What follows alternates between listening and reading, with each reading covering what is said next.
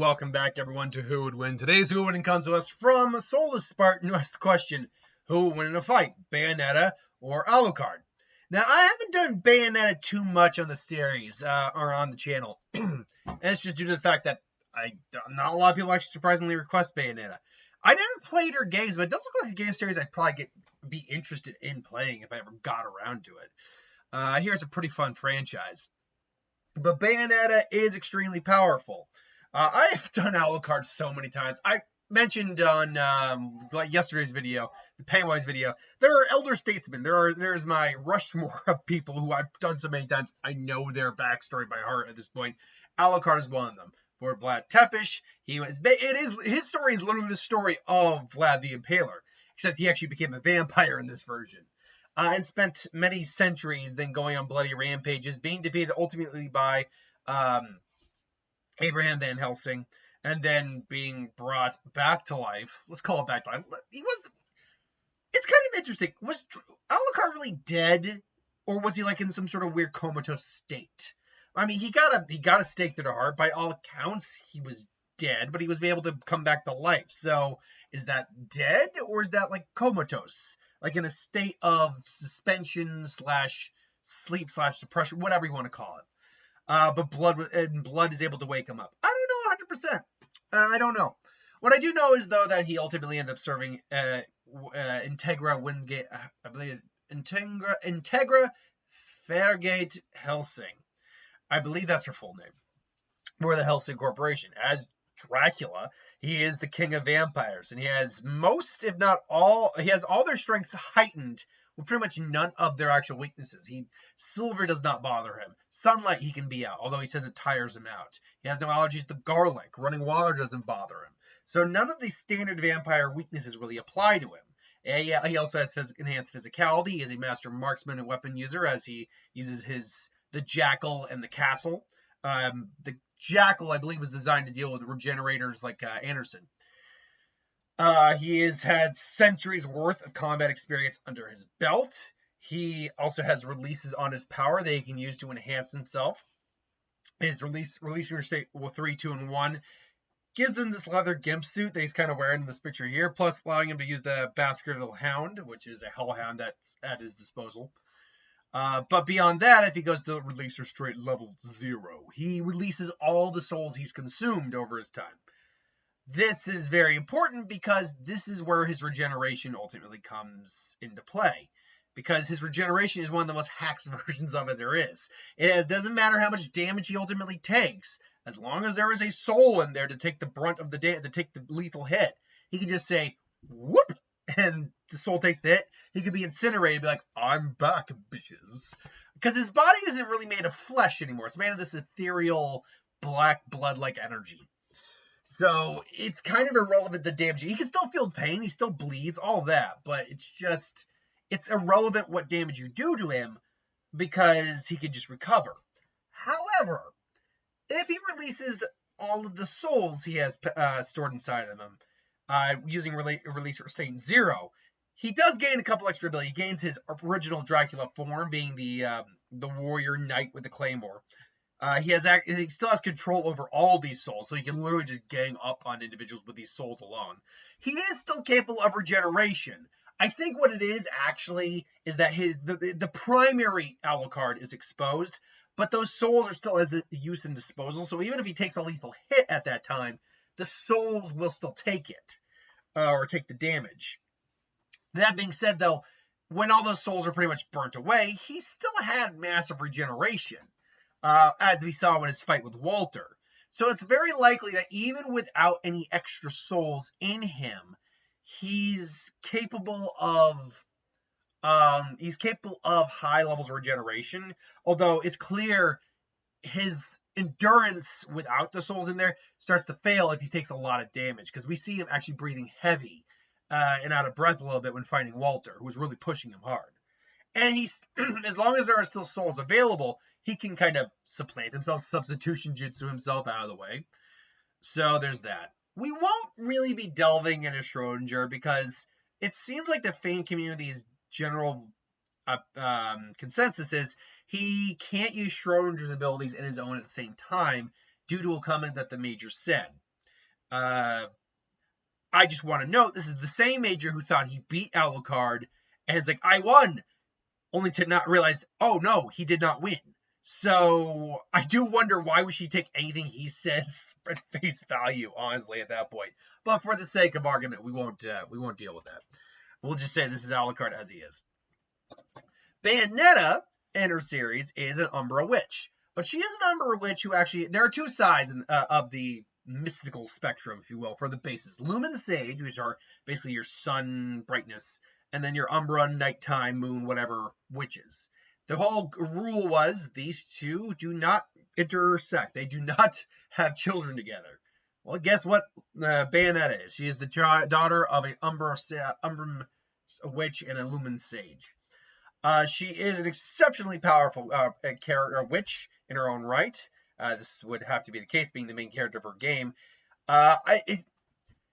She has so many weapons, it's kind of pointless to really go over all of them. They all have varying effects. Some are just guns, some are just swords, some of them have elemental capabilities. I think some can target souls to a certain degree. She is a master of hand-to-hand combat. She's also taller than your average person. I think she's like 7 foot something. She is very tall. Hold on, Bayonetta. Well, how tall is Bayonetta? That's a Bayonetta height. Let's just look that up.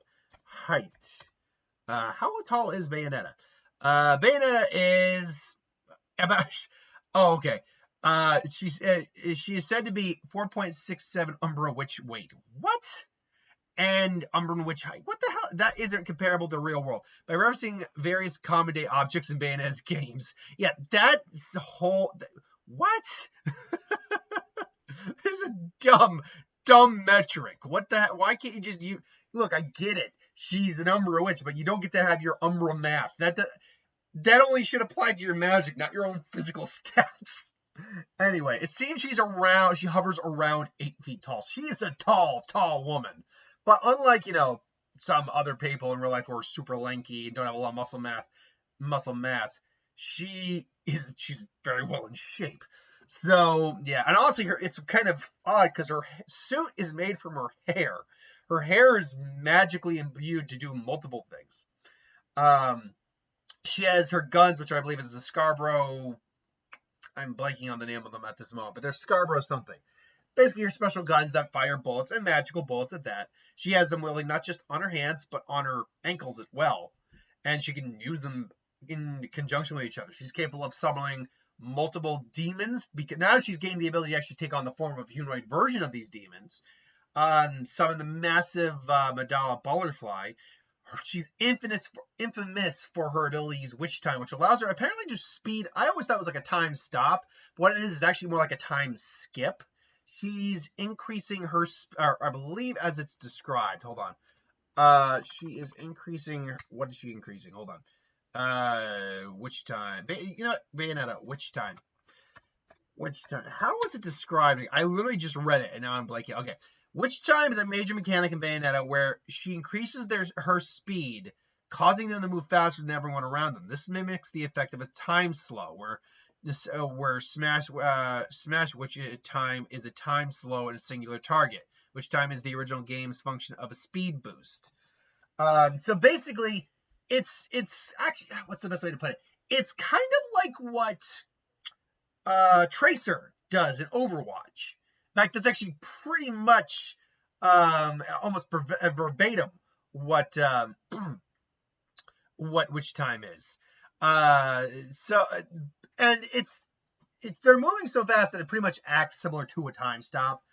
It's not the exact same, obviously, but does act. And then you can stack these on top of each other. So it's very useful. So now Bayonetta has fought multiple opponents. She's even apparently in the most recent game fought a character who was threatening to destroy the multiverse. So does that mean Bayonetta is multiversal? That does not mean to get multiple characters. That's what a whole bunch of the Secret Wars comics or stuff like that are about. Stopping the multiverse and stuff like that. Or, fighting in a multiversal war to save the multiverse from being destroyed. That doesn't make anyone fighting their multiversal. And as far as I can tell, she is not multiversal. But she is still extremely powerful. So who would win in a fight here? Alucard being a vampire would basically be on her hit list of characters to kill. Her being an 8 foot tall, very attractive woman would make her on his list of characters to bone. So, and I don't mean that just with a bridge Alucard. I mean, Alucard probably finds this woman very attractive. Like, ooh my. Like, I'd rather eat you than, well, you know. But still, yeah, he'd probably want to buy her a drink before trying to kill her. But it's like, why are the good ones always trying to kill me? And so their fight would begin. So what does Alucard bring to the table here? Well, she's got far more weaponry out the yin yang wazoo. She's just got far more in her arsenal overall, but he's got more combat experience, definitely. And his regeneration just completely trumps hers. The problem for Alucard here is really trying to get any sort of lethal hit on her, because her witch time acts like a time stop to a certain degree. Time really seems to slow down when she uses it. And she can stack these things, so it slows down even more. Almost like a time stop, a true time stop. So him getting a successful hit on her is going to be difficult. Not impossible, mind you, but difficult. And even if he gets a successful hit on her, she does have recovery magic to use. So as long as he doesn't hit her head, or like blow her chest out, or blow her heart out, she should be able to survive any hit she ultimately takes. But believe it or not, what's the best way to say this? Alucard, by all accounts, actually should win. Because if it's a battle of attrition, she only has so much magical energy to use, and only so much stamina to use. Alucard, as long as he has souls to take the hit, can just keep going. And he has millions of souls under his belt. She would literally have to kill him millions and millions and millions and millions of times, and she is eventually going to wear out her resources and exhaust herself. And that would lead Alucard to the win. Alucard, by that metric, should be able to win this. But Alucard's biggest weakness here is actually going to be himself. After a good while, Alucard will almost certainly release his level 0 restraint. And so he's going to expose himself as well as all the souls he has collected over these years.